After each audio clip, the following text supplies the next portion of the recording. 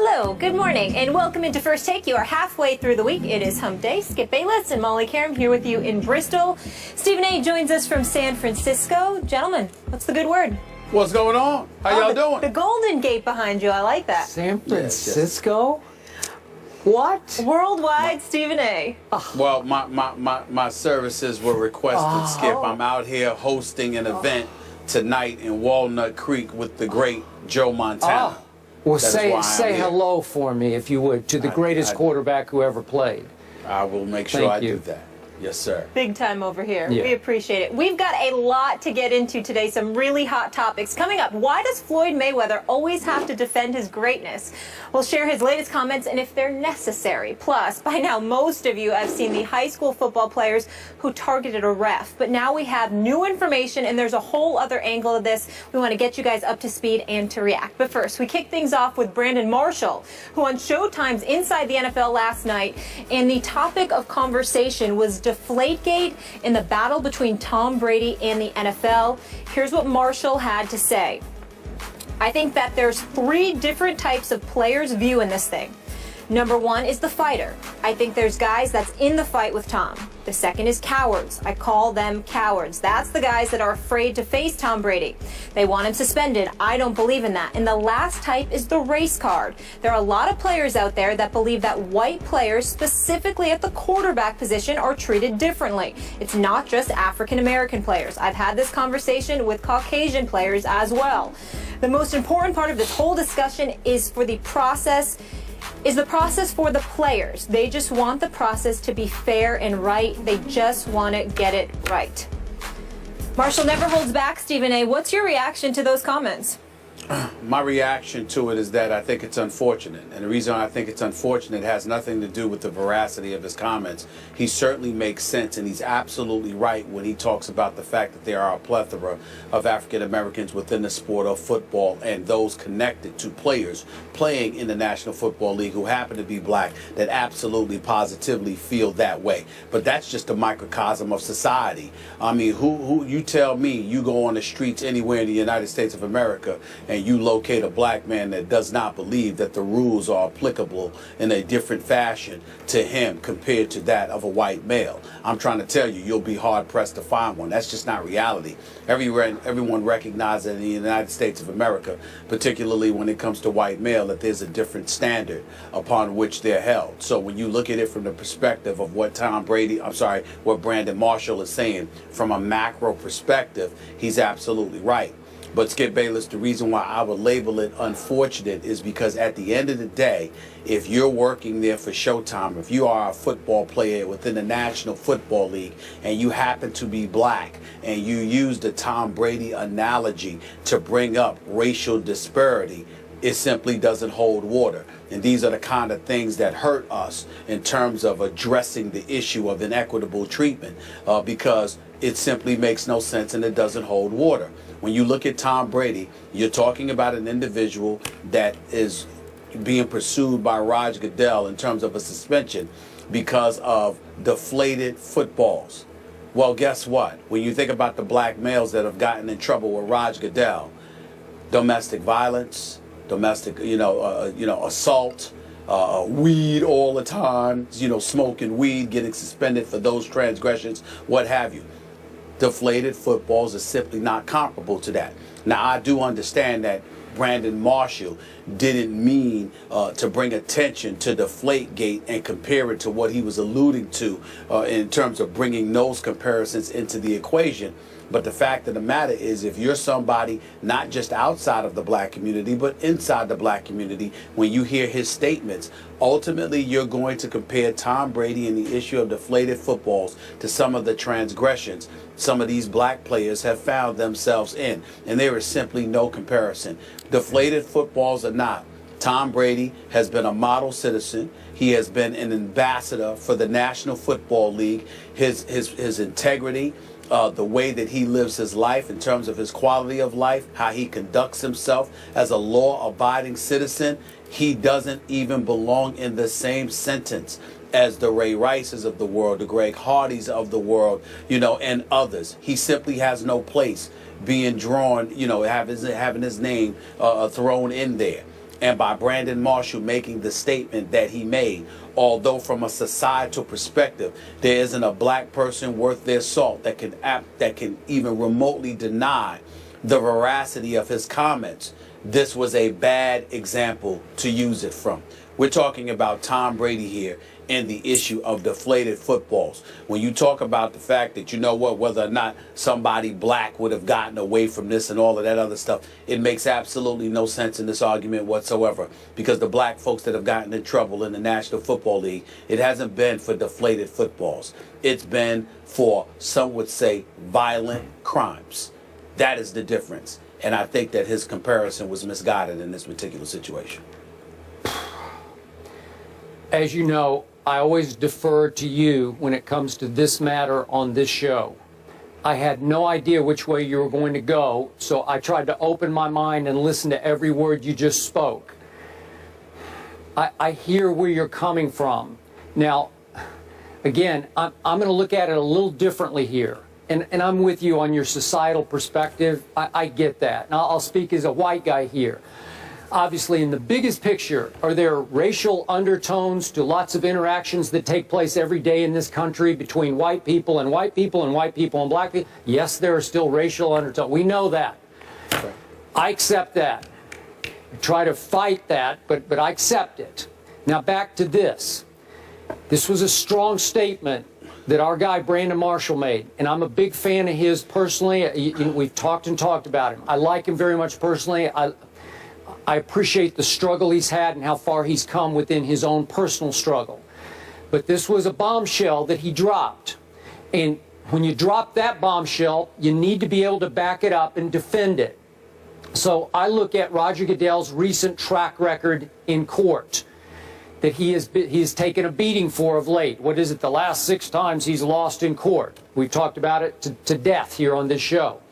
So some of those cases have involved Ray Rice and Adrian Peterson and Greg Hardy, and Jonathan Vilma was sort of the lead figure in the Bountygate case that got overturned by Tagliabue. Well, none of those guys were white, obviously, and they got in the end, they all got a fair shake. So, so I'm just going to throw out just an example here. I'm going to go to another star quarterback, a guy who probably should have won the last 2 Super Bowls, named Russell Wilson. If Russell Wilson had been thrust into exactly the same situation Tom Brady just got out of, so far so good, Russell Wilson obviously is an upstanding citizen. He's got a clean track record within the NFL and legally. I got to tell you, Stephen A., I think he would have gotten the same fair shake from Judge Berman that Tom Brady got. I could be wrong about that, but I hope I'm not. And then I think of other high-profile black stars in this league with clean track records in the NFL and legally. I think of DeMarco Murray. I think of Calvin Johnson. I think of my guy, Darrelle Revis. I have high regard for these men who are role models and upstanding citizens, and if they got thrust into the similar situation Brady was in court, could they have prevailed also? Would they have gotten the same fair shake? Open mind from the judge? I think so. I could be wrong about that. I believe so as well. Okay, so it brings us back to what Brandon said. Man, that's a strong statement. Many times we talk about how it applies here, how strong I was about what Riley Cooper said. He should have been cut the next day for what he... That's a whole different situation than the one that's operating here. Well, allow me to interject. First of all, if I wasn't clear, I apologize, because I agree with every single word that you just said. We have no disagreement. As a matter of fact, that's the point that I ultimately was trying to elocute. The fact is that Roger Goodell has gone after white players. He's gone after black players. When he suspended Sean Payton for the year as the head coach for the New Orleans Saints, last time I checked, he wasn't black. When he suspended Greg Williams indefinitely, the defensive coordinator in Bountygate, last time I checked, he was not black. When you see them sitting there going after the New England Patriots, Robert Kraft, his friend, Bill Belichick, the confiscation of a 1st and 4th round pick, those are not black individuals that represent the the face of the New England Patriots franchise, and certainly has he been in tireless pursuit of Tom Brady. Tom Brady doesn't happen to be black as well. And so the point that needs to be made here is, while we appreciate the level of sensitivity Brandon Marshall continuously strives to display, and we definitely appreciate it, in this particular instance, I think his arguments are misguided. Because from a macro perspective, meaning a societal perspective, whereas I think that he's absolutely right, I don't think that's a case that can be made when it comes to the National Football League. And allow me, Skip, to take this a bit further, both Skip and Molly. What I'm deeply appreciative of when it comes to the National Football League is that Roger Goodell goes after everybody equally, it appears. But the other thing is that let's keep in mind how some of the more upstanding African Americans in the National Football League have been mistreated by their own. When Jonathan Martin was enduring a bullying scandal with Richie Incognito, the guys within the Miami Dolphins organization seemed to side with Richie Incognito, going so far as to label him an honorary brother. Now, Jonathan Martin has subsequently come out and conveyed some of the issues and problems that he's had since childhood, and we all have respect and sensitivity towards that. But it doesn't negate the fact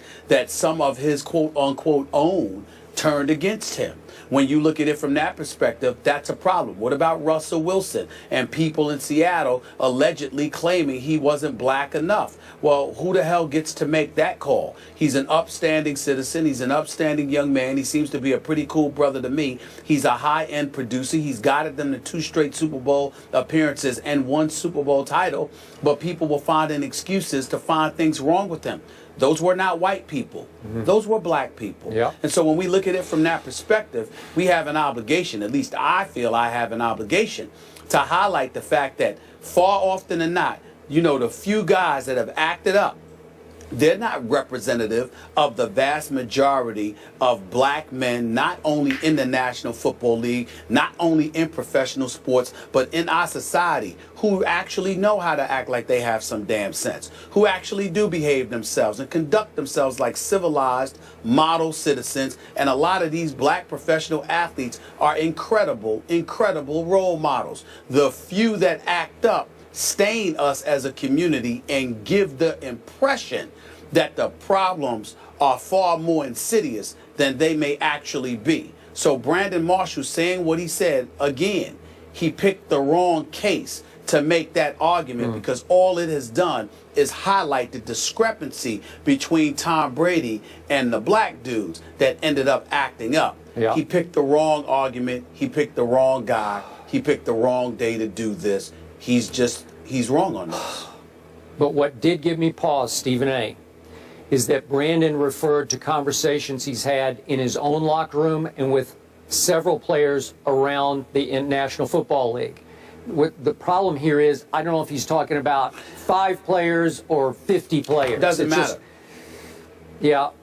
The reason allow me to enlighten you on this point, Skip. It doesn't matter, because what he's speaking about, there are a lot of instances, for example, where guys won't sit around and get intimately, you know, in depth rather, into a conversation like that. They'll say, yeah, this is just another example, or they'll complain or lament the state of affairs because they know what exists from a macro perspective. But if they're dissecting incident by incident, case by case, they certainly couldn't make that argument in this instance, which is why it was a bad choice for Brandon Marshall to make in terms of picking this particular instance. The only point I will give Brandon, if he wants to go bigger picture to quarterbacks, just in general, regardless of race, get preferential treatment in the National Football League. Well, absolutely they do, because this game, in the end, it belongs to those quarterbacks. It is nothing without those star quarterbacks. So if you want to go there, I'm fine to go there. Gotcha. Yeah, and I don't think that one's going to change. So to surmise, we both here, both of you guys understand his comments, appreciate his comments, but not 100% on board that with this particular argument. Not even close. Moving on.